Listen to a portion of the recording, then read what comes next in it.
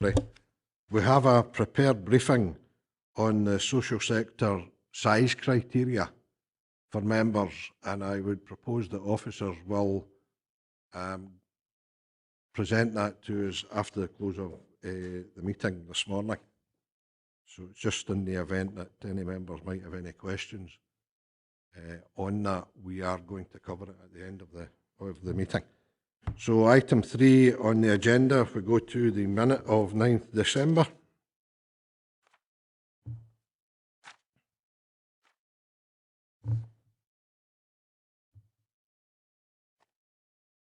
We have a proposed second for the minute. Thanks, Ronnie. Thanks, Alistair.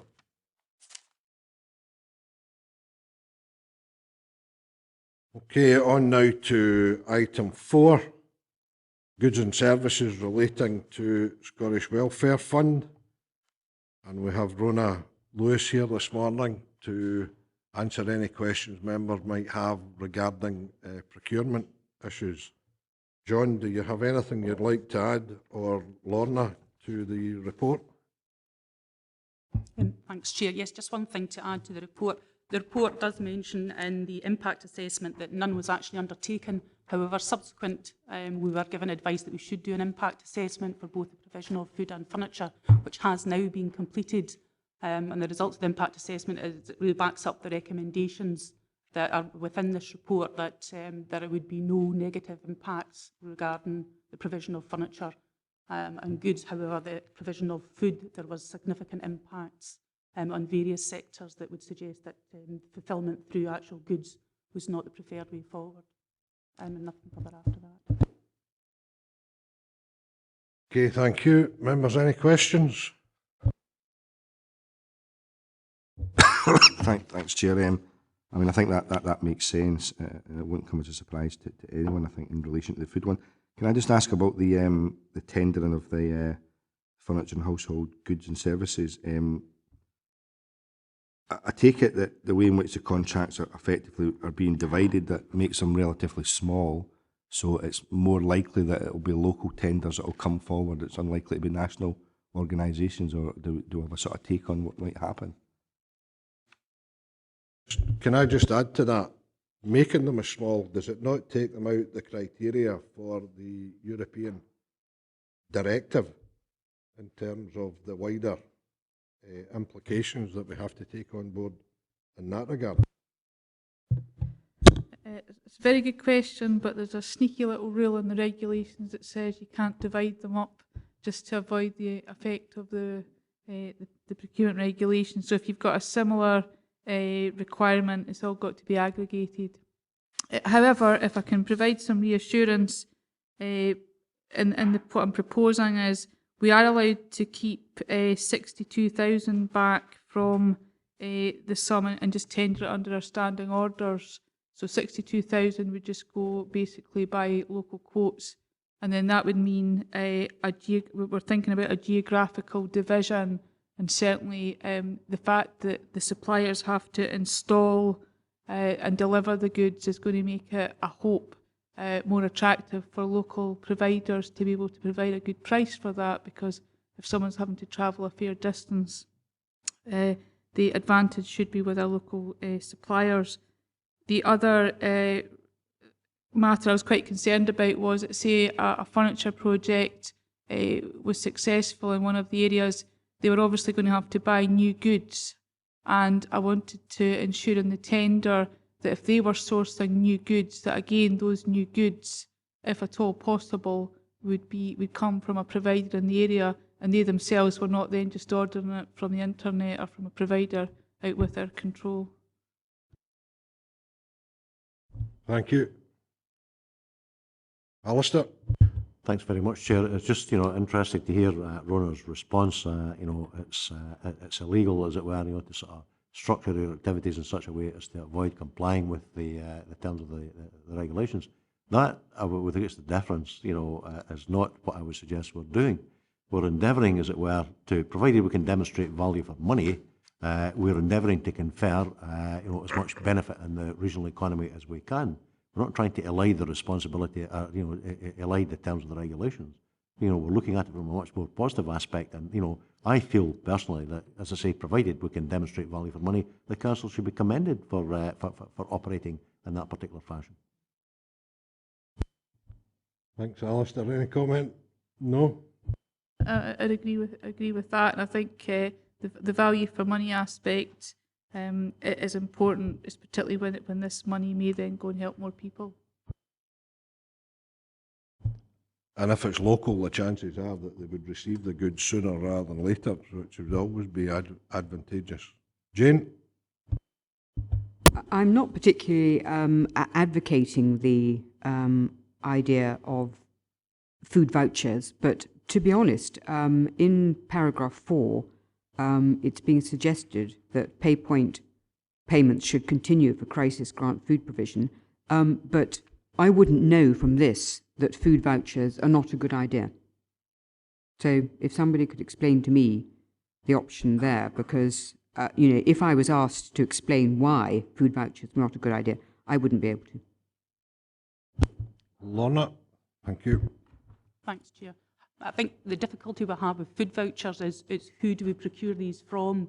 While we've got big supermarket providers like Tesco's, Morrison's, the Co-op, the availability of those throughout the area is there's no consistency for smaller groups. You know, somebody living in more remote areas don't have access without travel costs on top to larger supermarkets. The PayPoint outlets throughout the area are much larger, so it means if someone is in a remote area, say Carsfairn, they can go to the local post office, get their PayPoint voucher and redeem that in their local post office shop for food provision as well. I take the point that maybe that's not explained fully in the report, but you know, that has been looked at and considered. Ronnie? Just on the food provision, there's a food bank opened up in Annan, just up the road from me actually.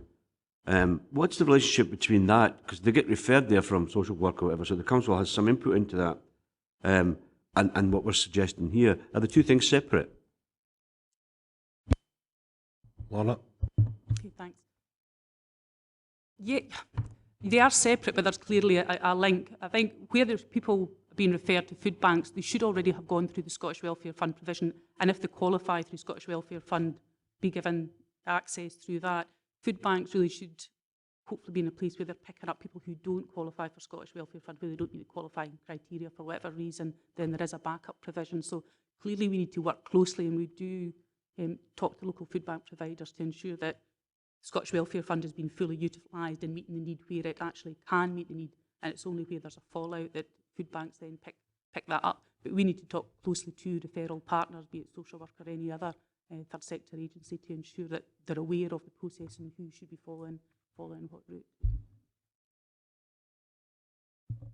Thank you. Colin? Thanks, Chair. We normally get a sort of update on where we are with the welfare fund and discretionary housing payment applications, but I notice we haven't got that this month. I'm rather conscious that the next time we have a meeting will be very, very close to the end of the financial year. So I'm just curious as to what those funds are looking like at the moment.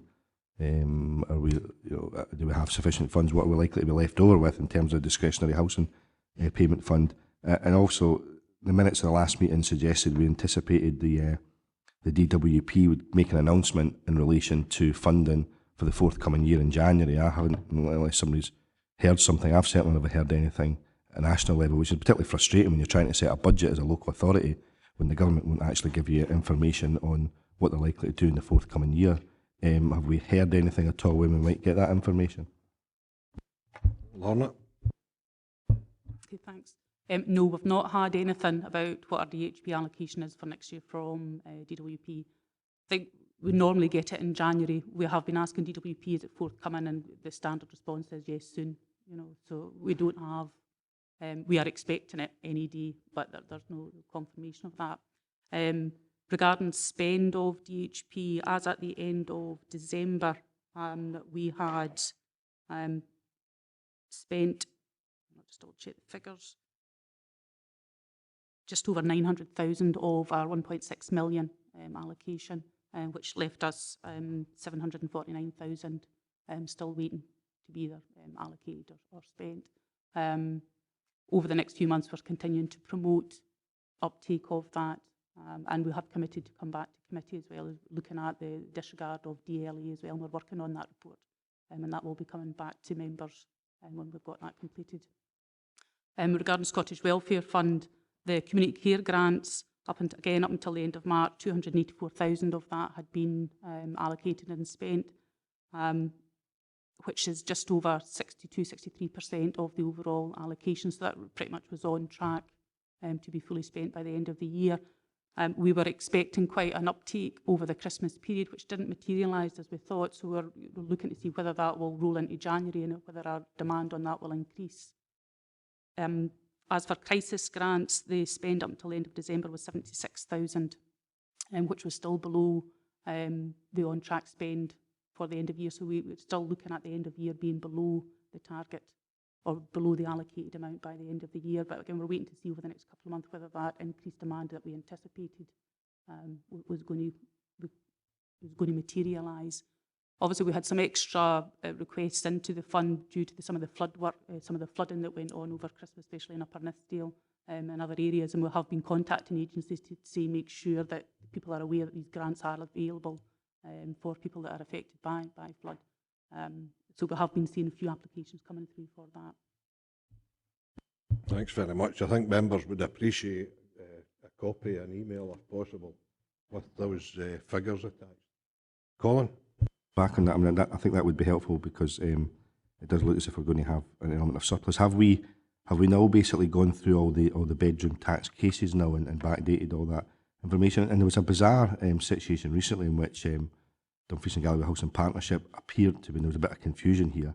They were indicating, they were telling their tenants that they had the choice to basically keep, if they've made a payment as a result of the bedroom tax to the housing partnership, and then we gave them discretionary housing payments, they basically were going into the housing association to try to get a refund, and they were being told by the housing association that they would get half the refund, but they had the choice to keep the other half basically in their rent account.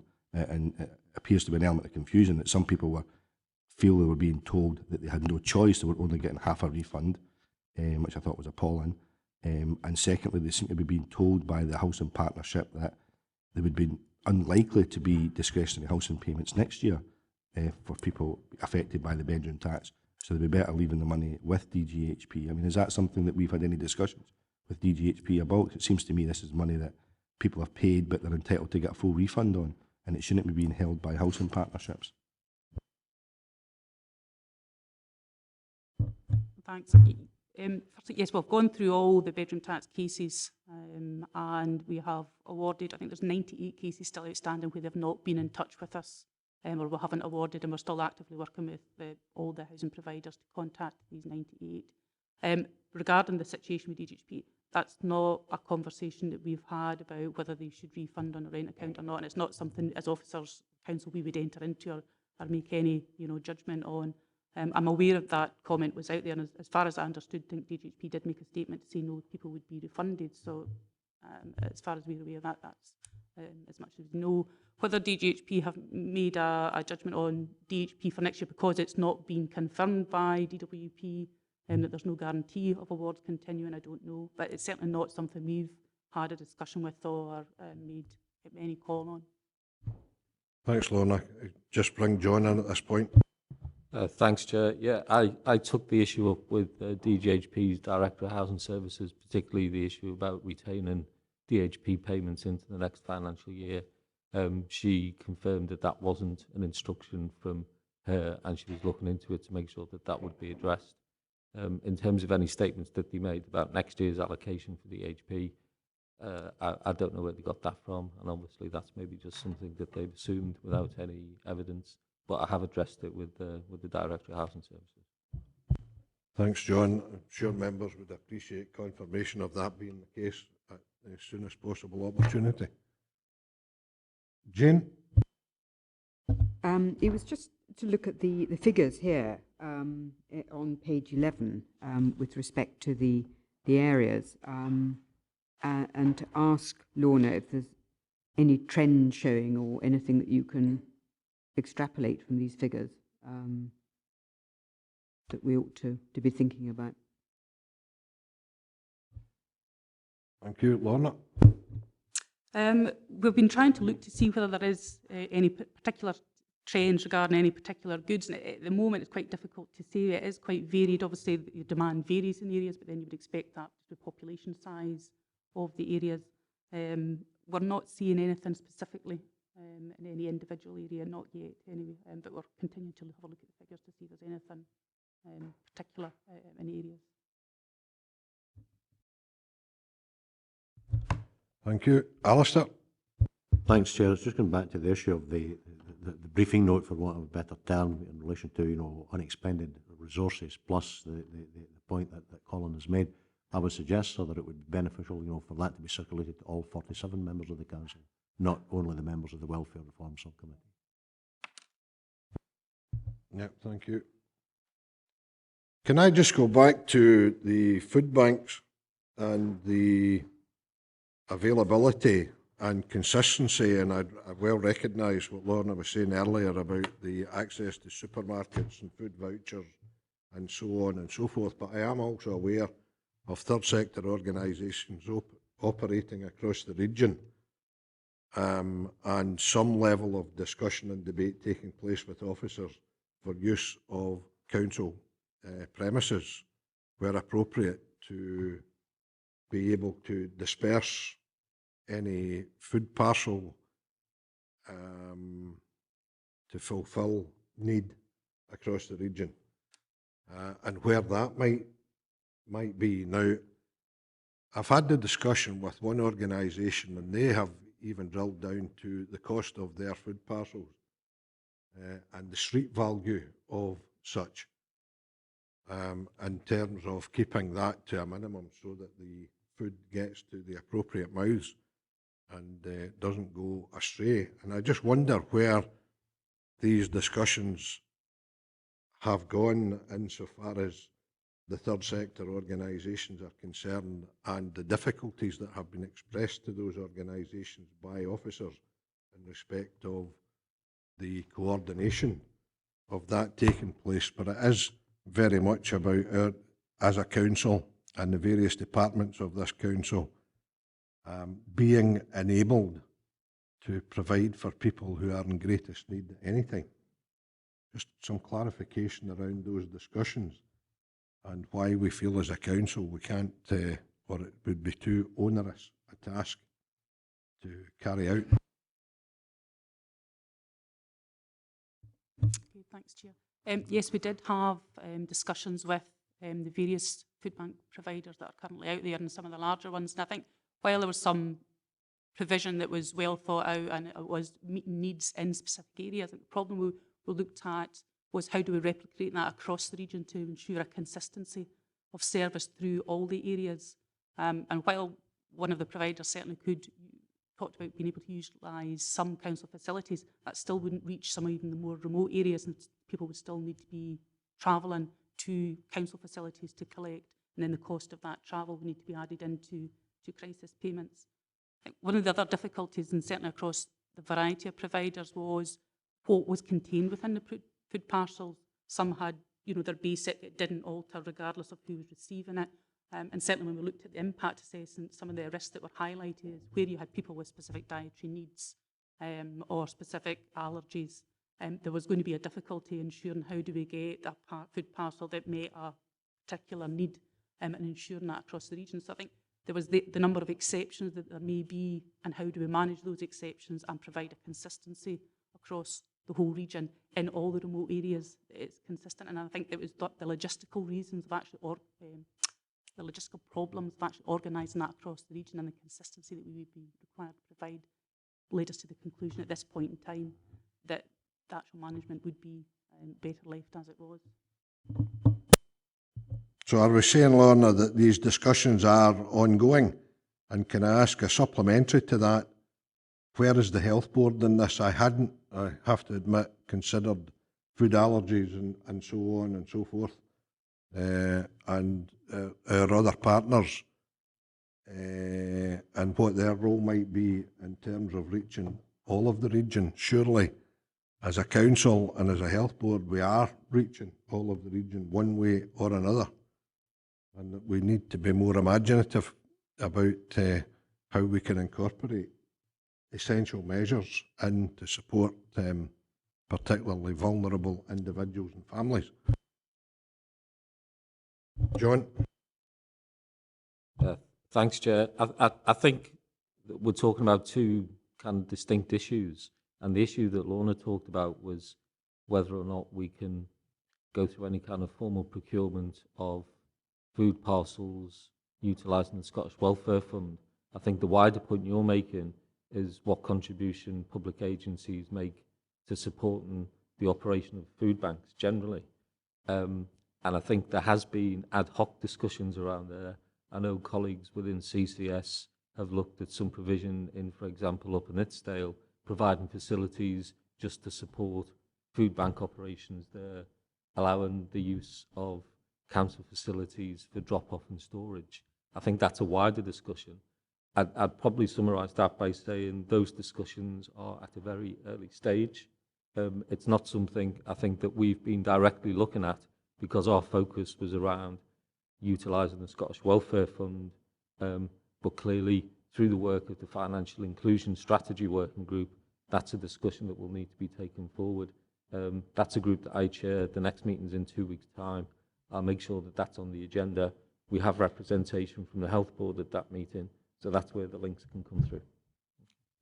Thanks very much, John. Alistair? Well, I'm particularly interested, Chair, in your references, it were, to Health Board involvement, because apart from anything else, I mean, Health Board employ various members of staff and are involved in various initiatives in relation to healthy eating, etc., across age spectrums and across geographic spectrums. And I would have thought that, if it's at all possible, to incorporate that, as it were, into this process, it should certainly be looked at and developed. There is another aspect to this, sir, which I would wish to flag up here, and that is that, we have an obligation to mitigate the impact of this legislation. And I think, to be fair, self-praise is no honour. I think, to be fair, the Council can be commended for the positive and constructive way in which it's approaching discharging these duties. But my worry, sir, is that there's an inherent danger in that somehow or another, if we're not careful, the Council, can be identified as supporting, this, the issue. And I think that, as we continue, to work positively and constructively to mitigate the worst impacts and excesses of this legislation, we should not lose sight of the fact that we should be reiterating on an unremitting basis how repugnant, at least some of us, and I'd like to think the majority of elected members in this authority, find the legislation and the impact that it's having on the poor and the vulnerable, not only in terms of Scotland, but in 21st century Britain. I think it's an absolute outrage that we should be reduced to having to do this, as it were, in the 21st century in the United Kingdom. Thank you. No other indications of any questions coming forward. Can I just ask Claire to cover the various points that members have raised before I go to the recommendations, please? Yeah, thanks, Chairman. Laura just mentioned at the start that an impact assessment had been completed and there was no negative impact on the provision of goods, but an impact on food provision. Rona then kind of described what would happen with the contract. There's 62k that we can put to the side to tender under local quotes, and then the rest under kind of geographical division as described in the report. I think the fact that contractors would be asked to install would be advantageous to local suppliers, that it would come from local provision rather than out with. I think, just to reiterate, we're not avoiding the regulations here, but we're demonstrating value for money in doing this process. Then there was discussion about the food provision. I think the report mentioned about the cash payments, and Lorna just embellished that to say that there's no consistency of providers of food throughout the region in more local kind of rural areas, so the pay point vouchers access was the best option here. We talked about the food banks and their relationship with the provision of cash payments, and there is a relationship there, but again, not everyone can get to a food bank to get a parcel, so we need the cash payments as well. The number of figures that Lorna went through, and that's all these figures have to be emailed out to all members, where we are in the fund. There's no word yet on the allocation of the DWP announcement. That could come any day soon.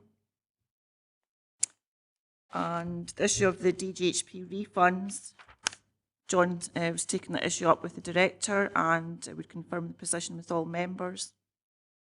Jane looked at, Councillor Maitland looked at the trends in the areas in part of Appendix 1. Lorna said there was nothing specific yet, but they're still looking at it. And the briefing note that was issued to the subcommittee should go to all members. Talked about the use of council premises to disperse parcels with food banks, how to create some kind of consistency across the region.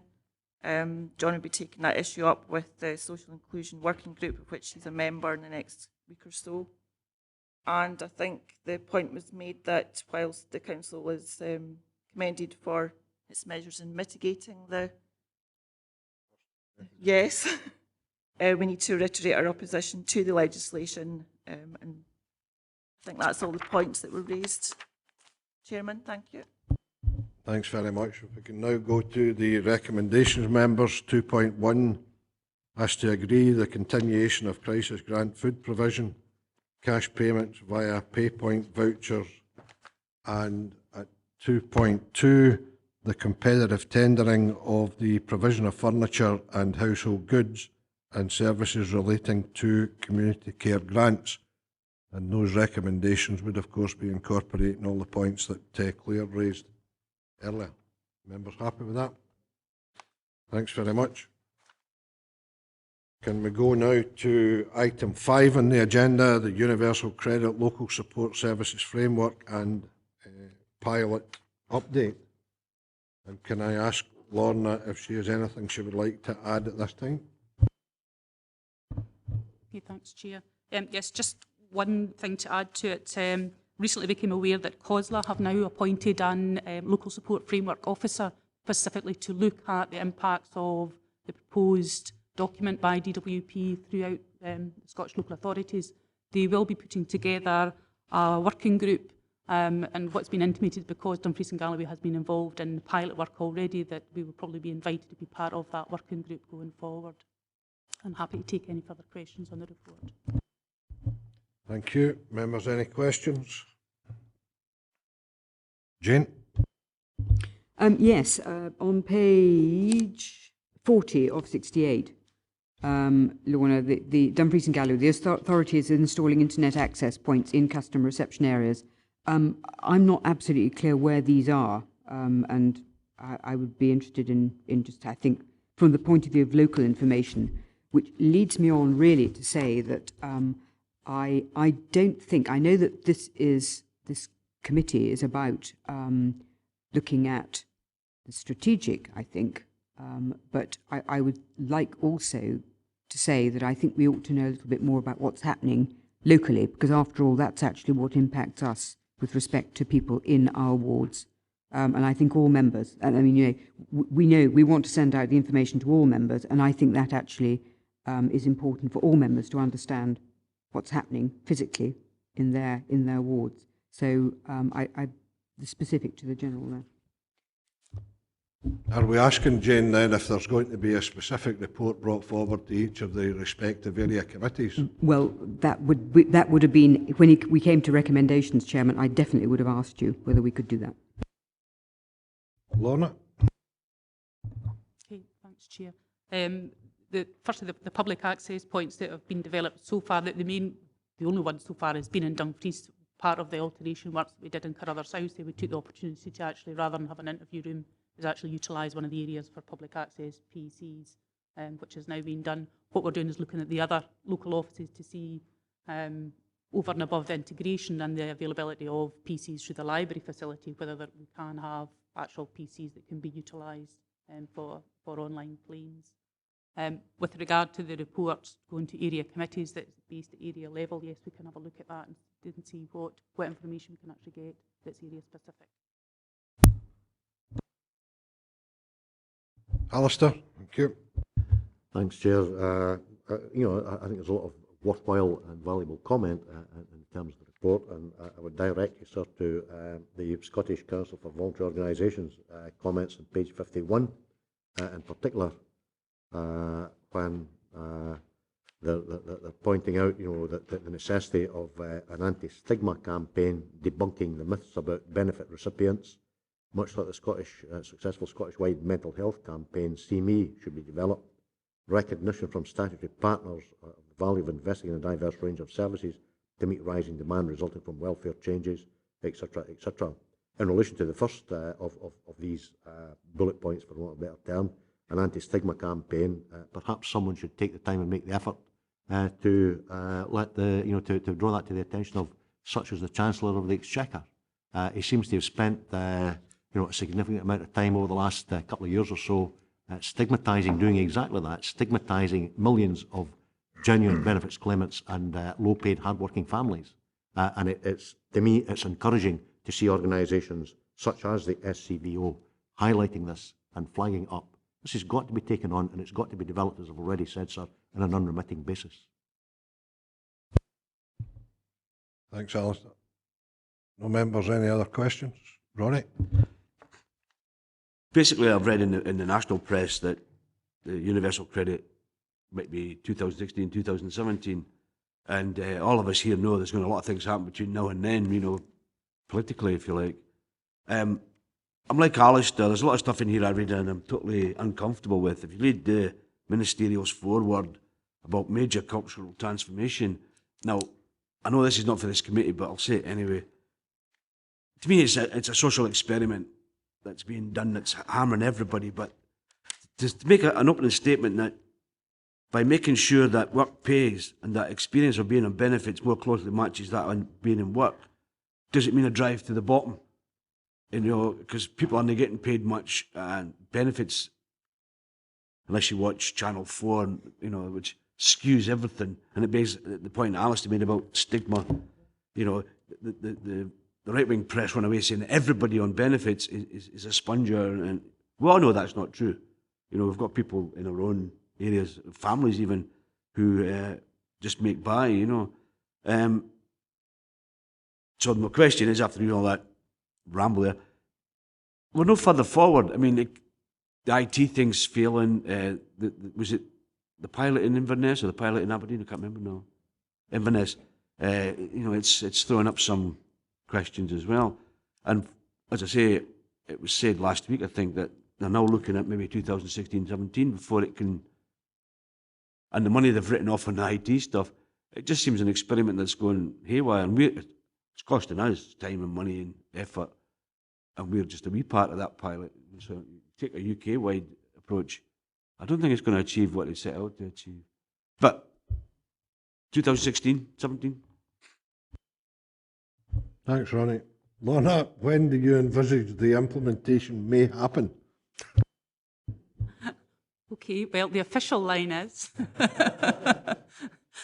from the last communication we've had, the rollout plan is, yes, it's going to be 2016. I think they're going to expand the pilot activity from the existing, there's about 7 local authority pilots, or they're not pilots anymore, it's rollout plans, one of which is Inverness. They're going to expand them from autumn next year. At the moment, the only people that are included in universal credit are single people under a certain age that have no housing responsibilities, no children, no partners, very simple, straightforward claims. They will roll out universal credit in these existing areas to families, so with people with children, partners. And from 2015, they will look to include housing costs in these pilot areas. So the actual expansion throughout the country is not expected until the very end of 2015, 2016. So we may not see it here until the end of 2016, 2017. I think they've already announced that they know there are specific problems with claimants with disabilities, so current employment support allowance claimants, and they will not go into universal credit until 2018. So, you know, it is going further and further back. There is no pilot area or demonstration area that has housing costs at the moment, so the whole housing benefit inclusion is unknown. And, you know, they are, yes, I'm aware of all the reports about IT failures and IT problems, but certainly any discussions you have face-to-face with DWP officials and ministers, it's all very, we're getting there, we're working there, and it will happen. It's still the rhetoric that's coming out centrally. So we're left to work with what we're told is going to happen. Thank you. Jane? The other thing that, as I read through this, that came through is the determination to have a single journey for any claimant. You know, a single smooth journey is what they're trying to make certain happens. And I think that we ought to be looking straight away now at any possible glitches that we have. And one of the things here about section 7 on page 33 is about information sharing. Now, this is a much bigger issue, obviously, and when we're talking about vulnerable people, we want to have the agencies sharing data in a proper and sensible manner. You know, they talk quite clearly about recognising the need to respect a claimant's right to privacy, but the other side of that is to make something work for people properly, is to have a smooth path. And I would just ask Lorna, through you, Chairman, whether there are any issues that we really ought to be tackling now that you know of, and that we should bring to bear, because we don't want to have problems because we can't get it going. We want to sort that out now. So I would, that was one of the things which I think I would like to specifically ask. Point 2, I know that you're going to bring back another report, but again, you know, the bit of information that we've been dealing with as the pilot in Dumfries and Galloway, with respect to getting people to engage in financial education, again, I don't really know from this what's been going on and where there have been resistance and what clients, etc., etc. So I think I would definitely want more information, again, probably on a local basis.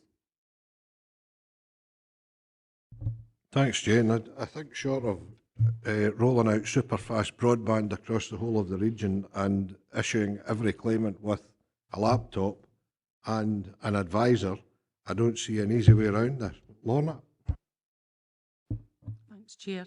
The data sharing side of it has been highlighted to DWP on several occasions because it is a major stumbling block, and certainly those authorities who have been involved in pilot work about financial inclusion and, you know, and dealing with vulnerables have said, you know, this gets in the way of actually being able to provide that holistic service to claimants. So DWP are very aware of that and are looking at the need to do something about data sharing between multi-organisations, NHS, social work and Job Centre Plus, because at the moment there's just too many barriers in the way that allows that. So they are aware of that this is going to work. They need to do something with data sharing because all local authorities have highlighted that as a major impediment to things working. Jane? Well, I'm just wondering, you know, what our locus is in this as an organisation that's been involved in one of the pilots, whether it is, you know, appropriate for us to flag this up further up the line and to say quite clearly that we want to do something about it. I appreciate what Lorna's saying, and I'm quite sure that people do understand that there is a problem, but on the other hand, unless it keeps coming up, bubbling up from us, you know, as one of the partners, the pressure isn't there in the same way as it could be politically. I think the question that comes off the back of that, Jane, has to be, how can we support you in the reports that go back to DWP, and how might we as elected members reinforce those points that are being made? I think the feedback to the DWP, we have a final evaluation report with all the local authority findings that will be included in there, and that has been highlighted to all the authorities. I think because we were predominantly a digital access pilot, data sharing wasn't so much of an issue for the digital side of it, but for those who did more in the way of financial inclusion, I know we had a small element, that has been highlighted, and ministers I know are aware of that. That has been fed all the way up, you know, to the top of the ministers that have said data sharing. As for support at a local level, I think because we have to do that evaluation, we can share that with members before it goes, give a draft of what we intend to send back. In terms of those evaluations, we're speaking about those going back to DWP. What understanding or knowledge do we have about the awareness of COSLA and the Scottish Government insofar as those reports are concerned and that level of awareness? Because again, those are two organisations that could support the lobbying in a UK-wide context. Both COSLA and the Improvement Service have been involved with the Scottish pilots. I mean, there's 3 Scottish pilots that are part of the main DWP pilot process, but there's also an extra 3 Scottish authorities that are involved with the Scottish Government that are doing pilot work. And they have been involved. COSLA has representatives at all the DWP pilot meetings, so they are aware that these issues are being raised, and they also get copies of the evaluation reports as they're being produced. So it's been raised at Scottish Government and COSLA level. Thanks, Lorna. Just bring John in at this point. Thanks, Chair. I think it's an important point that Councillor Maitland makes in terms of making sure that there is a member profile to the feedback from the evaluation. What we've got in terms of the pilot is a kind of formal requirement at an officer level, if you like, to submit an evaluation report to the DWP.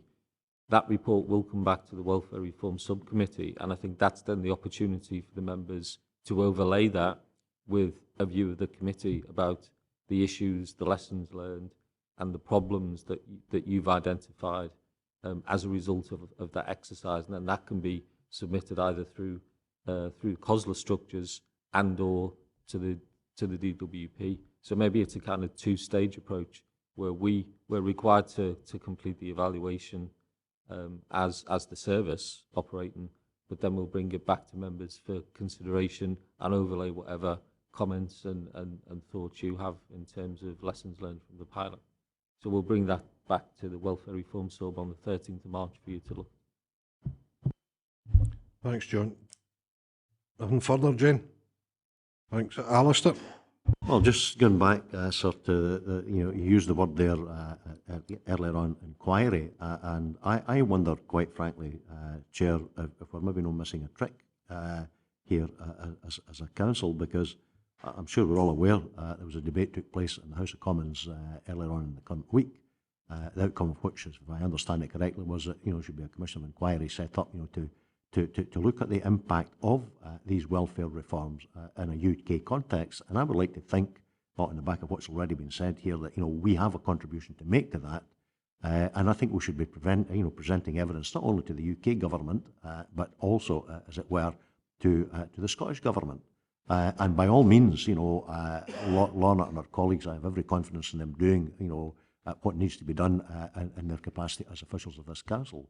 But I personally feel that there is a role and a locus for the elected members, sir, and I would like to suggest, in fact, that we give serious consideration to the establishment of a cross-party lobby group from this council, as I say, to do precisely that, to present evidence both to the UK government and to the Scottish government on an ongoing and unremitting basis as and when that, in fact, is required. Now, I'm not advocating we make policy in the hoof today.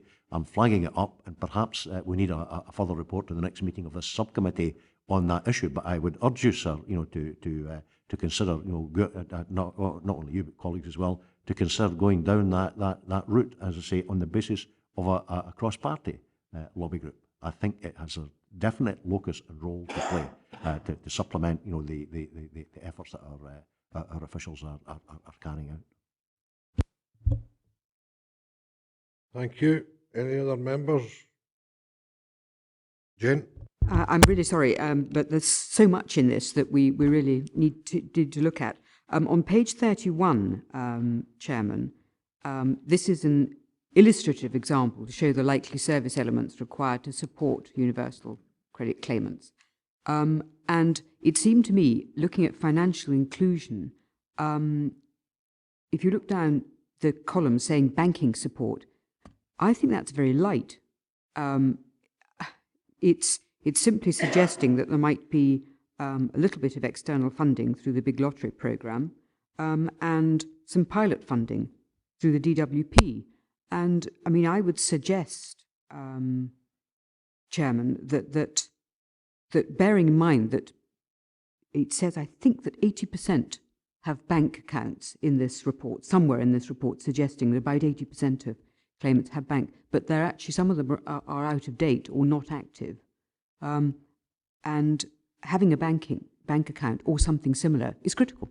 It's absolutely essential. And I would simply suggest that that might be something that we also ought to put into our thinking, that's too light as a suggestion there in terms of the support. I know it says at the bottom that there are other means of support, but I think it doesn't indicate in that column the importance that ought to be given to that that particular issue. Don't know what other members think.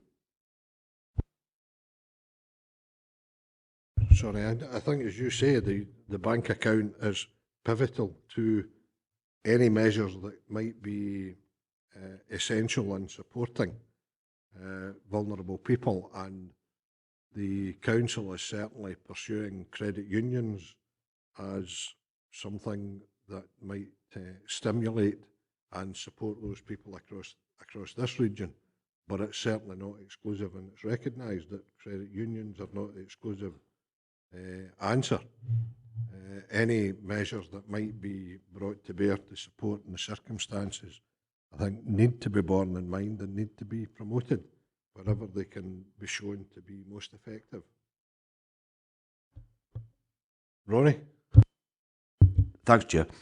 Jane set on a good point, and yourself about credit unions and banking. If you haven't got any sort of money, banks won't take you on these days. So credit unions is in the way because of what's happening. The alternative is these payday lenders and the huge interest rates they're charging. And I know there's been moves nationally to try and curb some of their excesses. So Jane set on a good point there, because banking, I suppose there only is 3 major banks in Scotland. We don't have the same sort of variety as England.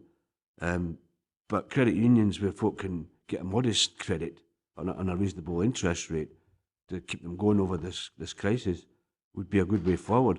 Because banks at the moment are being a bit selective, Maybe that's why it's light, I'm not sure. But just from what I've seen and experienced, people are struggling because they can't get access to mainstream banking. Credit unions are up and running really all across the region as such. And so the alternative is some of these other providers, which is a downward spiral for some, Thanks, Ronnie. John? Thanks, Chair. Just to give members a quick update in terms of the work we're doing around credit union development.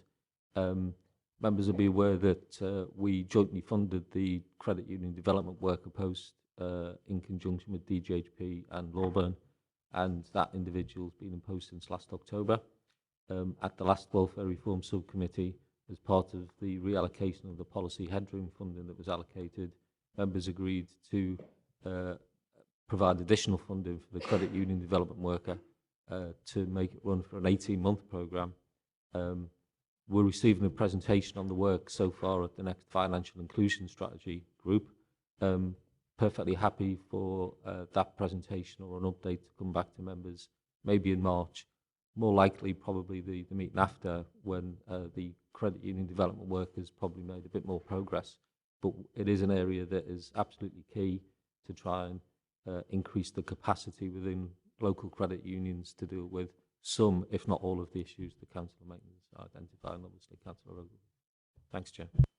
Thanks, John. I think within that report, the future report on credit unions, that members would very much appreciate when something might be delivered on the ground in that regard, something that's actually meaningful and makes an impact. So we'd like some indication around that. Alistair? I think it was Glasgow, sir, who recently certainly made the national news on the basis of giving school children a very modest, I think it was a tenner, hardly a king's ransom, but it did, A, it did make the news, and B, one assumes that it raised very, very quickly the profile of credit unions and the function and the role, in fact, that credit unions are able to play for people who wish to avail themselves and indeed need to avail themselves of the facilities. I don't know if it's maybe a lesson that would have any degree of relevance in the Dumfries and Galloway context or not. I merely point out that it certainly did. It seemed to have grabbed a lot of attention. I wouldn't label it a gimmick. As I say, I think it was an attempt at the end of the day, to heighten the profile of credit unions. But I mean, going back to the point that Ronnie has made, it's totally correct. action has been taken to curb the excesses, as it were, of such as payday lenders, etc. It's a bit of an irony, though, Chair, at least for some of us, that there's no similar action been taken to curb the excesses in the banking sector, but never mind. I think we would ask that through the social inclusion group that that possibility be explored in terms of supporting some of our students through the schools establishing, and what that would cost, what the implications of that would be for this council. Thanks very much, members. If we can go to the recommendations, I ask to note at 2.1 the proposals from the Department of Work and Pensions, Universal Credit Local Support Services. Noted. And at 2.2 the current findings from the local pilot. Noted. Okay. Yes. Can we maybe, it's not meant to be disrespectful or critical to anyone, but that's just to me that's just a wee bit of sort of negative. Can we maybe not sort of include some of the positivity that we've discussed and, if I understand it correctly, reached tentative agreement on, in the decision of the committee, of the subcommittee in relation to this item? Yeah, I think that Claire's extensive notes, which I Caught me on the hop for the last. if I make a habit of it, don't I? If I can ask maybe Claire to give us the lowdown from her notes in terms of enhancing the recommendations as you indicate, Alistair. Thanks. I do my own shorthand, so it's not very good. Councillor Maitland.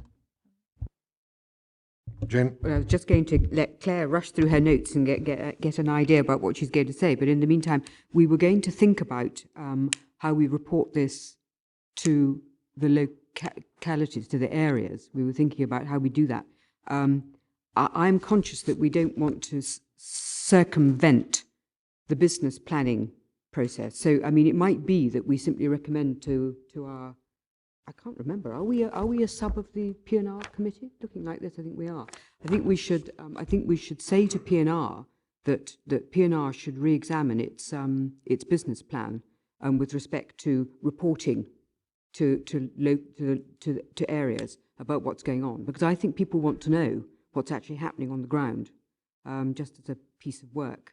I think they want to know, what grants are being asked for, what are the trends, and with respect to this new thing here, how we see this flowing out in practicalities, because it talks about there being IT in local council areas. Well, there's only one in Dumfries, and I don't think people know about that. So, I'm just saying, let's get a little bit more information out. But it might be that we recommend to P&R that they think about it. Yeah, thanks, John. Thanks, Chair. In terms of the current structures, the business plan and the performance information, I think there's probably sufficient hooks in the current business plan for us to expand the area framework performance reports without having to go through the P&R route. We've got about 4 or 5 specific performance indicators that Lorna's team has to report on. Yep. What we can do is talk to colleagues within CCS who pull together those reports to have maybe not on a kind of monthly basis, but a regular basis, to just expand those areas relating to welfare reform, to elaborate on some of the things that you've talked about, but that can still sit within the existing business plan structure. So I think we can do that. Thanks, John. Gail? Yeah, just very briefly, on page 40, which I think Jane referred to earlier, in relation to the IT and the such like, we've got benchmarks there of good practice with Caerphilly County Borough Council, and it's very detailed as to how they've informed people in the localities and what they've done to assist with IT access and information. And it looks to me that we're slightly behind that, in the pre-say in there, that we haven't gone that far yet. And as Jane said, we didn't know until today that there was one access point in Dumfries.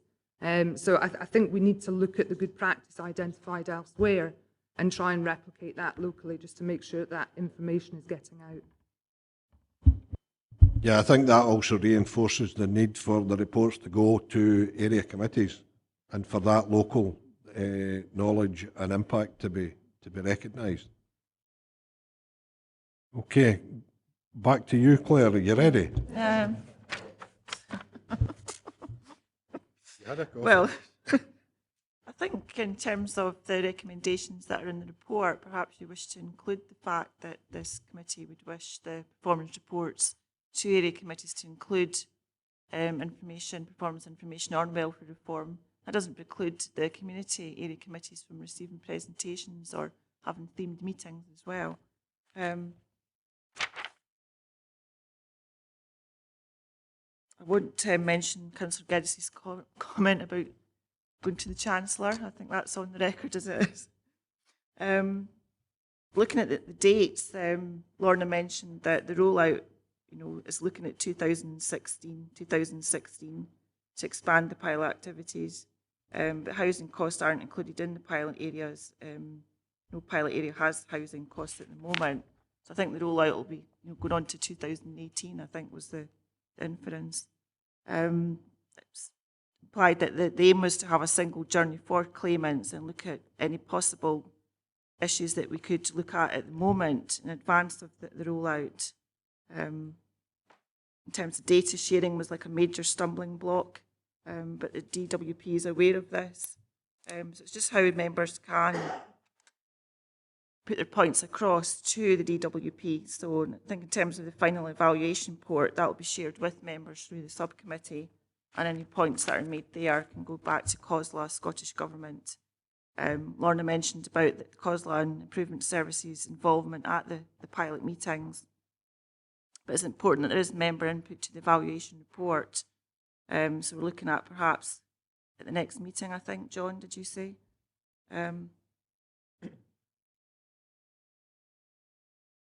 Councillor Geddes mentioned the establishment of a cross-party lobby group. I think that's something that we could take back to the P&R committee to look at in terms of presenting evidence to the Scottish Government and National Government. So if we bring a report back, this subcommittee has full delegated powers, so I'll discuss with the proper officer if perhaps we can just bring it back to this meeting, indeed, rather than having to go back to P&R committee.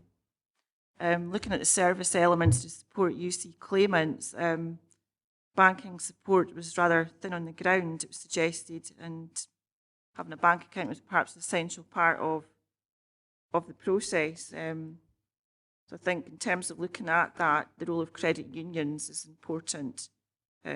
Perhaps not an exclusive answer to the problem, but an alternative to payday lenders. In terms of the work taken forward, credit unions,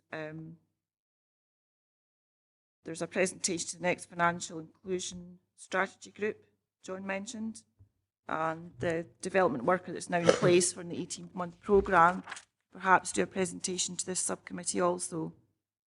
Chairman, you mentioned that the future report on credit unions, you want to see an indication of where we'll actually see meaningful impact on the ground in the region. And Councillor Geddes mentioned about the pilot to do with supporting students, and you could look at that happening in Dumfries and Galloway. And in terms of the benchmarking that's in the report, there's good practice out there, so let's try and replicate it locally wherever possible. Hopefully I've picked up most of the points that were made, Chairman. Thanks very much. Okay, members happy with that? Thank you. Can we go on now to item 6 on the agenda, Welfare Reform Single Fraud Investigation Service? Lorna, is there anything you'd like to add to the report at this time? Thanks, Chair. No, I've got nothing further to add to this report. I'm happy to take any questions. Thank you. Any members, any questions? Colin? Thanks, Chair. This is just another example of the way the government's actually dealing with this welfare reform. I remember this being announced and then suddenly thinking, where did that come from? There doesn't appear to have been any consultation whatsoever with local government right across the UK over this proposal, and it just came completely out of the blue. The fact that we've got staff who still don't know what the potential TUPE arrangements may or may not be, must be causing our staff that could potentially be involved an awful lot of anxiety and not be in it. Do we have any idea at all when the DWP might actually get round to inform us as to what's actually going to happen in relation to TUPE transfer? And also, I'm not entirely clear how this is going to work in practical terms. Presumably, we'll continue, because council tax benefit has basically been devolved. It's got absolutely nothing whatsoever to do with the UK government. That's been devolved to the Scottish Government, so that the council tax reduction scheme, benefit reduction scheme, whatever it's called now, we'll probably have to continue to investigate that, I assume, any fraud cases, because that won't have anything to do with the Department of Work and Pensions. I'm not 100% clear how it works in practical terms at the moment, but I'm assuming we have a partnership working with DWP at the moment, and a lot of benefit fraud will be investigated in a kind of partnership way. But it seems to me what they're doing is they're splitting welfare benefits and things like council tax benefit in terms of investigations. So we'll have to continue to investigate one while a new organisation starts to investigate others. And what's going to happen with housing benefit as well? Who will investigate that? Will it be this new organisation, or will it be us? Or will it be us until the universal credit comes in, then it'll go to this new organisation? I'm not entirely clear how this is going to work in practical terms. Thanks, Colin. Lorna? Thanks, Chair. The current practice that we have is our local fraud officers, our local authority fraud officers work very closely with DWP fraud officers, and where there's a joint case, so where there's DWP benefit and payment and housing or council tax, well, what was council tax benefit payment, one or the other will investigate, they won't do both, and we share that information very closely. The proposal with SFIS coming in will be that this one unit will investigate all benefit fraud, including housing benefit. But because council tax reduction is no longer a benefit, it doesn't come under the same regulations. We can't investigate fraud for council tax reduction in the same way as we did for council tax benefit, because it's not a benefit. We don't have the investigation powers. All we can do with council tax reduction now is use it through a civil route, in which case there's really no prosecution level unless there's an inordinate amount of money involved, which in council tax reduction that isn't usually. So while we'll still have a duty to look at fraud cases for council tax reduction, we don't have the powers that SFIS will have for investigating the benefits, so we can't impose sanctions, we can't go for prosecutions under the same legislation. Whether the Scottish Government introduce new legislation that will allow that to happen for council tax reduction and for Scottish Welfare Fund potentially remains to be seen. But proposal is, because SFIS is going to be a rolled out introduction as well, we may not see it locally until 2016, 2017.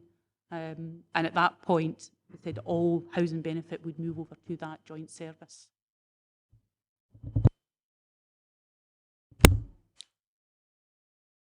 Thank you. So it's just the origination of some more quangos.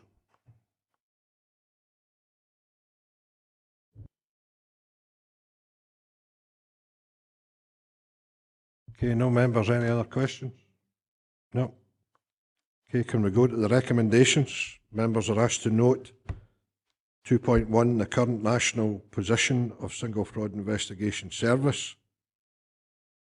And at 2.2, the Council's current position regarding the potential effect on staff currently involved in benefit investigations. And would we like to add there that we are concerned that the negative impact that this has on our staff? Okay, Jane? Well, I mean, I agree, because anything that is uncertain is obviously most unpleasant for people. I do accept that. But, we don't have any information to say whether it's going to be a good thing or a bad thing. We've got absolutely no information. And I don't think we actually, as a committee, should set hairs running around. I think we need to demand certainty for the staff, whatever it is.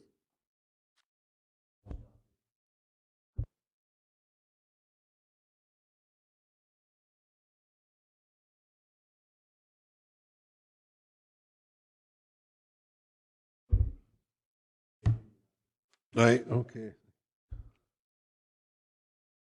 Thank you. So a member's quite happy to add to 2.2 that we do express concern at the uncertainty. Alistair? In addition to that, in the back of what Colin has already said, sir, I think it would be legitimate to say, you know, and to express our concern at the lack of meaningful consultation. I mean, that was a point he made as well, and I think that's a legitimate point to make. Yeah. Okay, thanks very much, members. I have no additional business or urgent business at this time, so I declare the meeting closed. Yeah, outside of the meeting. It's